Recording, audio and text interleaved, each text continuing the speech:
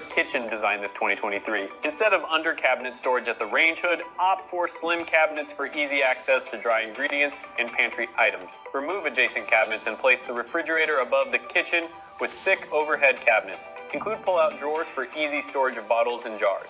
Instead of traditional overhead cabinets, install thick cabinets first for storing less frequently used kitchen tools. Add flip-up cabinets at the bottom for organizing dry goods, and then create shelves for oils, salt, soy sauce, and vinegar for easy access. Raise the sink area by 10 centimeters to make washing dishes and vegetables more comfortable. Extend the countertop to the windowsill to provide space for a drainage rack. Design the back with slim cabinets to maximize storage space without accumulating dust. Create a rounded bar area at the bottom with a built-in power strip for small kitchen appliances, and place a vegetable basket for easy access. For more home improvement ideas, visit our homepage. If you have specific requirements, please don't hesitate to reach out to us. This is the popular